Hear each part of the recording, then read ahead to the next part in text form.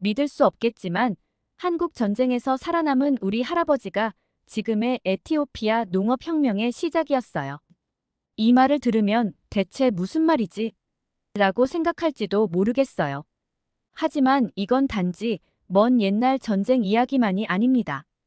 바로 지금 한국과 에티오피아를 연결하는 가장 강력한 이야기 중 하나죠. 그리고 저는 그 이야기의 한가운데에 있습니다. 잠깐 여러분 그거 아세요? 여러분의 구독과 좋아요는 저에게 가장 큰 힘이 된답니다. 클릭 한 번으로 제게 큰 힘을 주시길 바라요. 안녕하세요. 저는 칼레브 맹기스투라고 합니다. 에티오피아의 작은 시골 마을에서 태어났어요. 농사를 짓는 집안에서 자라서 저도 어릴 때부터 자연스럽게 가족을 도와받치를 했죠. 기억나는 건 늘 들판에 나가 흙을 만지며 자랐던 어린 시절이에요. 저희 마을은 넓은 들판과 끝없이 펼쳐진 하늘이 참 아름다웠습니다. 그런데 그 속에서도 늘 한 가지 걱정이 있었죠. 바로 비입니다. 저희 마을에서는 비가 얼마나 자주 내리느냐가 생존과 직결됐어요. 한 번만 비가 오지 않으면 농작물들이 금세 시들어버리고 먹을 것도 부족해지기 일쑤였죠. 비가 오지 않으면 모두가 힘들어졌어요. 특히 가뭄이 길어지면 마을 전체가 고통을 겪었죠. 어릴 적부터 저는 그런 모습을 보며 자랐어요. 그래서 항상 이렇게 생각했죠. 이렇게 비에만 의존하는 농사 말고 뭔가 다른 방법이 있을 텐데. 라고요. 그런 고민은 늘 제 머릿속을 떠나지 않았습니다. 저도 마을의 한 사람으로서 가족을 도우며 열심히 일했지만 속으론 항상 더 나은 방법을 찾고 싶었어요. 우리 마을뿐만 아니라 에티오피아 전체가 이렇게 살아가고 있었거든요.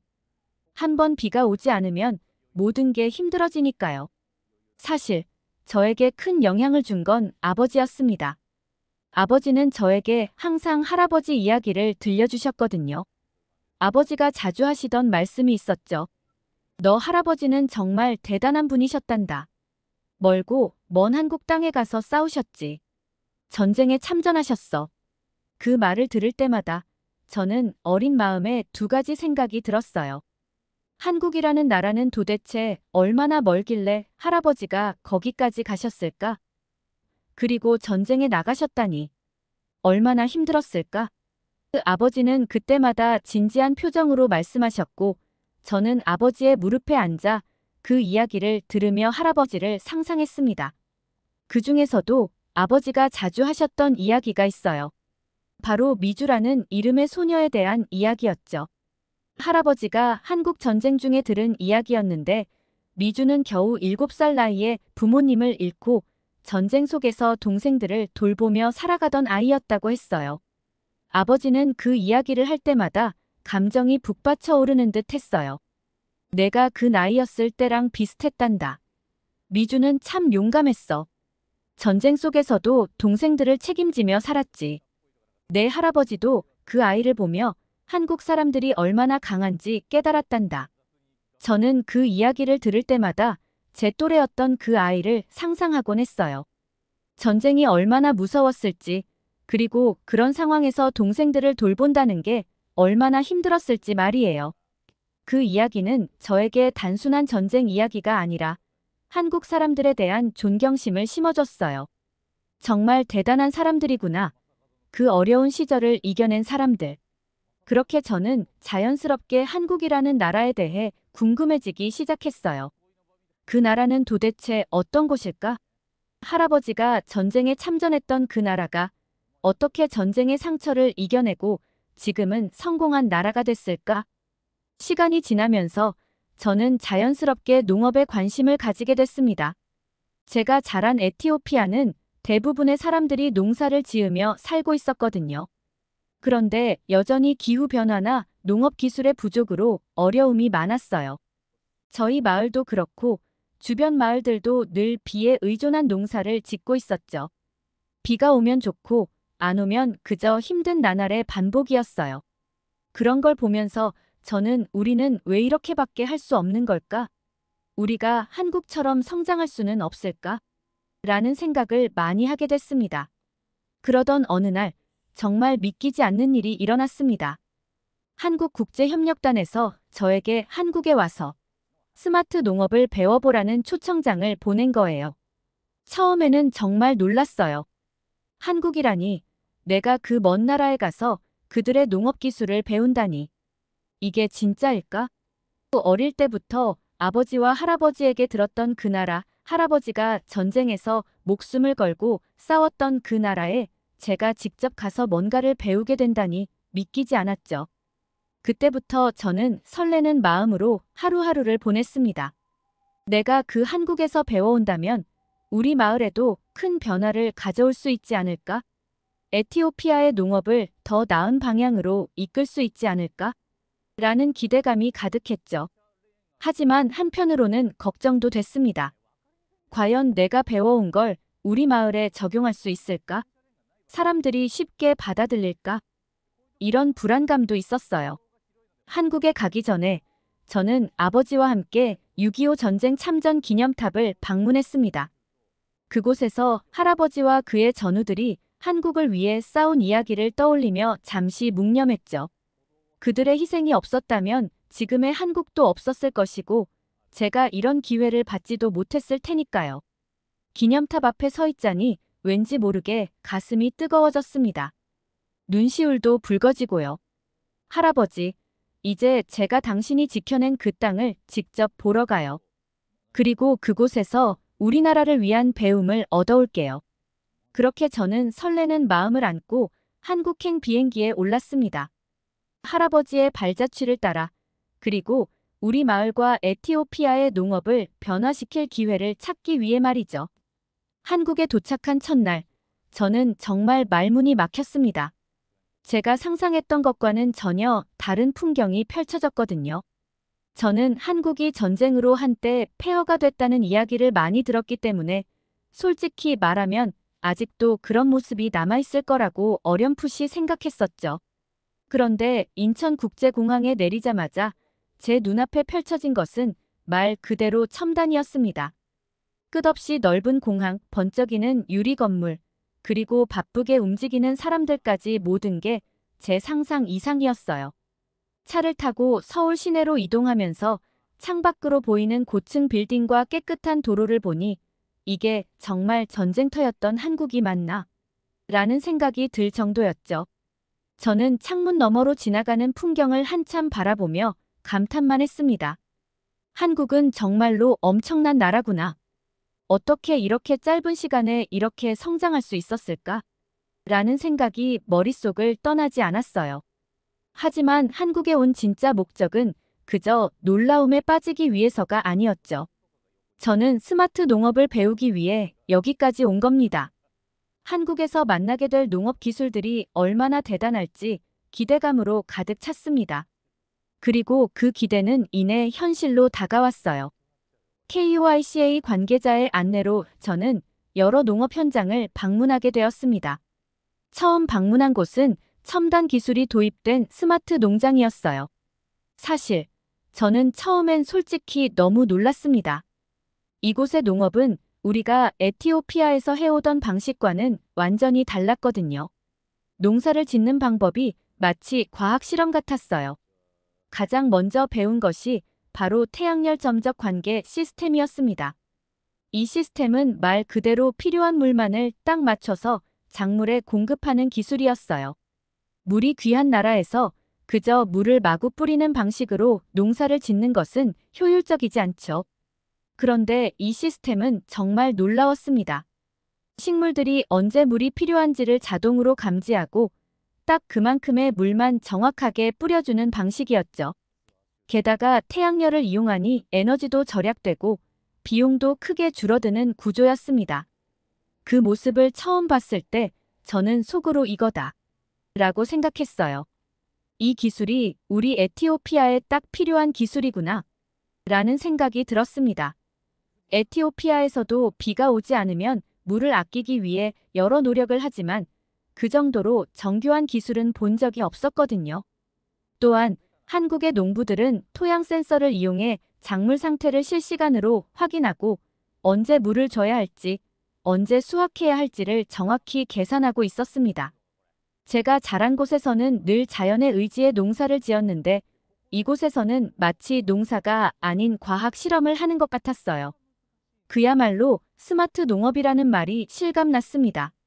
그렇게 몇 주 동안 한국에서 농업 기술을 배우면서 저는 계속해서 이 기술을 에티오피아에 어떻게 적용할 수 있을까를 고민했습니다. 마을 사람들, 그리고 에티오피아의 농부들이 이 기술을 받아들일 수 있을지 고민도 됐죠. 왜냐하면 에티오피아에서는 아직도 많은 사람들이 전통적인 방법을 고수하고 있었거든요. 과연 이 첨단 기술을 우리가 어떻게 받아들일 수 있을까? 그들이 쉽게 이해할 수 있을까? 라는 걱정이 밀려왔습니다. 하지만 저는 그 걱정에도 불구하고 한국에서 배운 것을 꼭 우리나라에 적용해야겠다는 결심을 했습니다. 한국에서 본 이 스마트 농업이 우리 에티오피아 농부들의 삶을 바꿀 수 있을 거라는 확신이 들었거든요. 그리고 한국에서 배운 기술을 기반으로 작은 시범 농장을 만들겠다고 마음먹었습니다. 한국에서 돌아온 후 저는 즉시 우리 마을에 시범 농장을 세웠습니다. 그곳에서 처음으로 한국에서 배운 점적 관계 시스템과 토양 센서를 사용해 농사를 시작했어요. 솔직히 말하면 처음에는 사람들이 크게 기대하지 않았습니다. 농부들 대부분은 전통적인 방식에 익숙했고 새로운 방식이 과연 얼마나 효과가 있을까? 라는 회의적인 시선이 많았죠. 저 역시 마음 한구석에서는 그들의 의심이 이해가 됐습니다. 우리 마을에서 수백 년 동안 해오던 방식을 한 번에 바꾸기는 쉽지 않은 일이었으니까요. 하지만 저는 확신이 있었어요. 한국에서 배운 기술이 정말 효과가 있다는 것을 직접 봤으니까요. 그래서 포기하지 않고 꾸준히 시범 농장에서 새로운 농업 방식을 적용해 나갔습니다. 시간이 지나면서 제가 심은 작물들이 조금씩 자라는 모습을 보게 됐습니다. 그리고 조금씩 그 변화를 눈치채는 농부들이 나타나기 시작했죠. 그 중에서도 파티마라는 젊은 농부가 가장 먼저 저에게 다가왔습니다. 파티마는 항상 새로운 것에 관심이 많았고 저와 비슷한 고민을 해오던 친구였어요. 그녀는 조심스럽게 다가와 이렇게 말했습니다. 칼레브, 저도 이 기술을 제 밭에서 시도해보고 싶어요. 정말 효과가 있을까요? 그 순간 저는 가슴이 뛰었습니다. 이제 시작이구나. 라는 생각이 들었죠. 비록 작은 변화였지만 한 사람이 저를 믿고 따라오겠다고 나선 것만으로도 큰 용기가 됐습니다. 그렇게 파티마와 함께 우리는 한국에서 배운 기술을 더 많은 곳에 적용해 보기로 했습니다. 하지만 현실은 언제나 예상보다 쉽지 않죠. 아직도 많은 농부들이 저와 파티마를 의심스러운 눈초리로 바라보고 있었습니다. 그들도 어느 정도 변화가 필요하다는 건 알고 있었지만 전통적인 방식을 버리고 새로운 길을 가는 게 두려웠던 거죠. 그런데 그때 정말 예상치 못한 일이 찾아왔습니다. 저희 마을에 변화를 일으키고 싶어 시작한 시범 농장. 그리고 한국에서 배운 기술로 작물들이 조금씩 자라나는 모습을 보며 마을 사람들도 차츰 관심을 보이기 시작했어요. 처음엔 전통적인 방식을 고수하던 농부들도 제가 일궈낸 작은 변화를 인정하는 듯 했죠. 저와 파티마는 점차 자신감을 얻었고 더 많은 농부들이 우리의 방식을 받아들일 날이 곧 올 것 같았어요. 그런데 그때 정말 상상조차 하지 못했던 일이 벌어졌습니다. 가뭄이 찾아온 거예요. 에티오피아에서 가뭄은 낯선 일이 아니지만 이번 가뭄은 유난히 심각했습니다. 몇 주, 몇 달이 지나도록 하늘에서 비 한 방울 내리지 않았어요. 그동안 제가 키우던 작물들도 점점 시들어가고 있었습니다. 마을의 농부들도 하루가 다르게 실망감에 빠져갔죠. 특히나 새로운 농업 방식을 시도하던 저와 파티마에게는 큰 타격이었어요. 우리의 농장이 마치 시험대 위에 올라간 것처럼 보였죠. 사람들이 다시 회의적인 눈빛을 보내기 시작했어요. 와, 내가 뭘 했어? 새로운 기술이든 뭐든 자연 앞에서는 소용이 없지 않나? 이 말은 마을의 데미시에르 할아버지가 한 말이었어요. 그는 마을에서 가장 연륜이 깊은 농부로 늘 전통적인 방식을 고수해왔습니다. 처음 제가 스마트 농업을 도입한다고 했을 때도 반대했던 분이죠. 할아버지뿐만 아니라 많은 사람들이 그 말에 고개를 끄덕였어요. 저 역시 마음속에서 무거운 돌덩이가 하나 얹힌 것처럼 답답해졌습니다. 정말 이렇게 끝나는 건가? 이 가뭄 앞에서 내가 할 수 있는 게 없는 건가? 라는 생각이 자꾸만 떠올랐습니다. 매일 같이 밭을 둘러볼 때마다 마음이 점점 무거워졌어요. 작물들이 시들어가는 모습을 보는 건 정말 견디기 어려웠죠. 마을 사람들의 실망과 의심이 느껴질 때마다 제 자신에게도 점점 더 회의가 들기 시작했습니다. 정말 이 새로운 기술도 소용이 없는 걸까? 아무리 첨단 기술이라고 해도 자연 앞에서는 아무것도 아닌 걸까? 그렇게 며칠을 고민하며 잠도 제대로 못 잤어요. 그런데 어느 날 밤 침대에 누워 뒤척이던 중 문득 한국에서 배운 것들이 떠올랐습니다. 한국에서도 분명 비슷한 문제를 겪었을 텐데 그들은 어떻게 이겨냈을까? 분명 그들이 가르쳐준 방식 중에도 이런 극한 상황을 대비한 방법이 있을 거야. 더 이상 머뭇거릴 수 없었어요. 다음 날 아침, 저는 곧바로 한국에서 만난 농업 전문가들에게 긴급하게 연락을 보냈습니다. 솔직히 말해서 답장이 금방 올 거라고 기대하진 않았습니다. 그들도 바쁠 테고 우리 같은 작은 마을의 문제까지 신경 쓰기에는 힘들지 않을까 싶었죠. 그런데 놀랍게도 그날 오후에 답장이 왔어요. 그들은 우리 상황을 잘 이해하고 있었고 가뭄 문제를 해결할 수 있는 몇 가지 방안을 제시해줬습니다. 그중 하나가 바로 가뭄에 강한 종자와 태양열을 이용한 점적 관계 시스템이었어요. 이 시스템은 아주 적은 물로도 작물이 자랄 수 있도록 돕는 혁신적인 기술이었죠. 저는 한국팀이 제안한 방법들을 읽으면서 이거다 라는 생각이 들었어요. 그들의 도움을 받으면 이번 가뭄을 극복할 수 있을지도 모른다는 희망이 생겼습니다. 그들은 심지어 필요한 장비와 종자를 직접 에티오피아로 보내주겠다고 약속했어요. 믿기지 않을 만큼 큰 도움이었죠. 며칠 후 한국에서 보내온 장비와 종자들이 도착했습니다. 저는 파티마와 함께 곧바로 시스템 설치 작업에 들어갔습니다. 태양열을 이용해 작물에 최소한의 물만 공급하는 방식이었고 뿌리에 정확하게 물을 전달하는 점적 관계 시스템은 놀랍도록 효율적이었어요. 우리 농장은 다시 한번 희망을 걸고 새로운 도전에 나서게 됐습니다. 하지만 처음 며칠 동안은 큰 변화가 보이지 않았어요. 여전히 땅은 바짝 말라 있었고 작물들은 힘없이 축 늘어져 있었습니다. 다른 농부들은 물론 우리도 속으로 이게 정말 효과가 있을까? 라는 의심이 들기 시작했어요. 그럼에도 불구하고 저는 계속해서 믿으려 했습니다. 한국에서 직접 본 그 기술들이 에티오피아에도 변화를 가져다 줄 수 있을 거라고요. 그리고 무엇보다 할아버지의 이야기를 들으며 배운 것처럼 절대로 포기하지 말아야겠다고 다짐했죠. 그러던 어느 날 아침, 기적 같은 일이 벌어졌습니다. 저는 늘 그랬듯이 새벽 일찍 밭을 둘러보고 있었어요. 그런데 저 멀리 밭 끝자락에서 작은 초록 싹 하나가 자라나고 있는 것을 본 거예요. 그 순간 심장이 쿵 하고 뛰는 소리가 들렸습니다. 이게 진짜야? 정말 살아난 건가? 저는 얼른 가까이 가서 그 작은 싹을 바라봤어요. 그것은 단순한 식물이 아니었어요. 그것은 우리 마을 전체의 희망이었습니다. 저는 파티마를 불렀고 그녀는 그 싹을 보자마자 눈이 커졌습니다. 정말로 살아났어요. 이 기술이 효과가 있어요. 파티마는 기뻐하며 소리쳤고 다른 농부들도 하나둘씩 몰려와 그 모습을 지켜봤습니다. 이게 정말로 효과가 있는 거냐? 데미시에르 할아버지도 그 모습을 보고는 믿기지 않는다는 듯 중얼거렸습니다. 처음엔 그렇게 의심하던 사람들마저 그 작은 싹 앞에서 고개를 끄덕였습니다. 그 후 며칠 동안 우리 농장의 다른 곳에서도 조금씩 초록 싹들이 자라나기 시작했습니다. 마치 기적처럼 말라붙었던 땅에서 새 생명들이 피어났어요. 그리고 그 변화를 본 마을 사람들도 서서히 마음을 열기 시작했습니다. 그들은 저에게 다가와 묻기 시작했어요.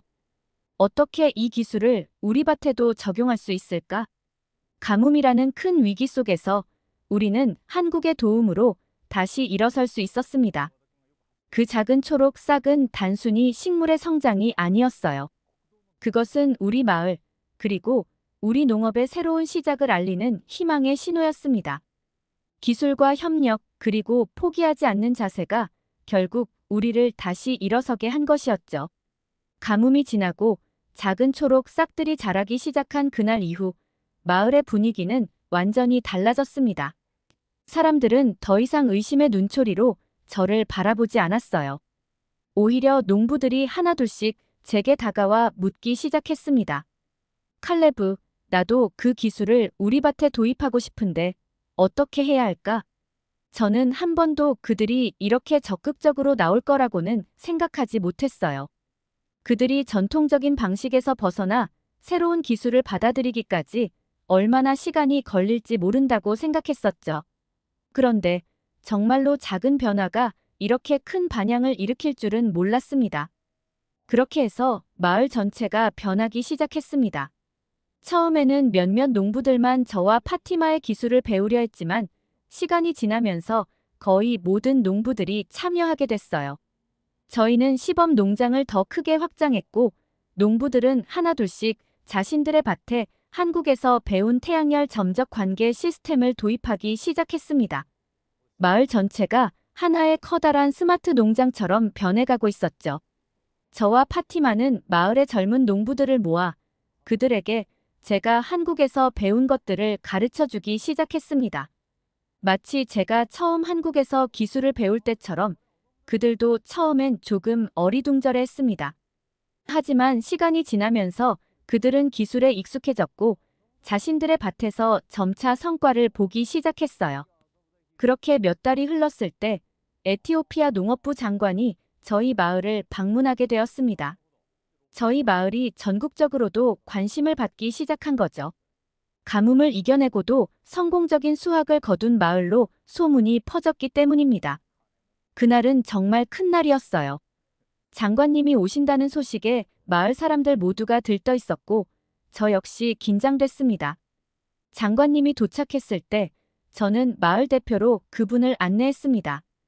우리는 시범 농장을 함께 걸으며 그동안의 과정을 설명드렸죠. 장관님은 굉장히 흥미롭게 들으셨고 한국에서 배워온 기술들이 이렇게까지 효과를 발휘한 것을 보고 무척 감탄하셨습니다. 칼레브, 이건 정말 대단한 성과입니다. 한국과의 협력 덕분에 우리 에티오피아 농업도 새로운 전기를 맞이한 것 같군요. 장관님은 저에게 이렇게 말씀하셨습니다. 그때 저는 정말 가슴이 벅차올랐어요. 할아버지가 한국을 위해 싸우셨던 것처럼 이제는 제가 그 땅에서 배운 것으로 우리나라를 돕고 있다는 사실이 너무나 자랑스러웠죠. 그리고 그 순간 저는 이 모든 일이 결코 우연이 아니라는 생각이 들었습니다. 할아버지의 이야기가 저를 이끌어 여기까지 오게 한 것 같았어요. 장관님은 저희 마을의 성공을 전국적으로 확산시키겠다고 약속하셨습니다. 에티오피아의 더 많은 지역에 스마트 농업 기술을 도입하기 위한 프로젝트를 계획하고 제가 그 프로젝트의 핵심 역할을 맡게 되었죠. 이건 단순한 마을의 성공을 넘어서 에티오피아 농업 전체에 큰 변화를 가져올 기회였어요. 그 후 저는 한국 정부로부터 다시 한 번 초청을 받았습니다. 이번에는 제가 이룬 성과를 기념하고 한국과 에티오피아 간의 협력 공로를 인정받아 상을 받기 위해서였죠. 그 소식을 들었을 때 저는 믿기지 않았습니다. 할아버지가 전쟁을 치렀던 그 나라에서 내가 상을 받는 날이 올 줄이야. 감격스러웠죠. 제가 상을 받기 위해 다시 한국으로 향한 날 마음이 참 이상했어요. 한국에 처음 왔을 때와는 완전히 다른 감정이었죠. 처음엔 낯선 나라에 대한 호기심과 설렘이었다면 이번엔 책임감과 자부심이 가득했습니다. 그때는 그저 한국에서 배울 것이 기대됐지만 이제는 한국과 에티오피아 사이에 중요한 다리 역할을 하고 있다는 생각에 무게감이 실렸어요. 서울에서 열린 시상식 날 저는 무대 위에 섰습니다. 한국과 에티오피아의 관계자들, 그리고 KOICA의 도움으로 함께 일했던 사람들까지 수많은 이들이 저를 바라보고 있었습니다. 가슴이 벅찼죠. 상을 받는 그 순간, 저는 어릴 적 아버지와 함께 들었던 할아버지 이야기가 떠올랐어요. 할아버지가 지금 이 모습을 보셨다면 얼마나 기뻐하셨을까? 상을 받은 뒤 저는 아버지에게 전화를 걸었습니다. 아버지, 저 상 받았어요. 한국에서요. 할아버지가 한국을 지키셨던 그 나라에서 제가 상을 받았어요. 아버지는 한동안 아무 말도 하지 않으셨지만 그 뒷말 속에 묻어나는 감정을 느낄 수 있었어요. 할아버지가 정말 자랑스러워 하실 거다. 칼레브, 너도 참 잘 해냈구나. 그날 밤, 저는 다시 한번 서울의 불빛을 보며 감정이 북받쳤습니다. 처음 서울에 도착했을 때의 그 반짝이는 불빛들이 떠올랐죠.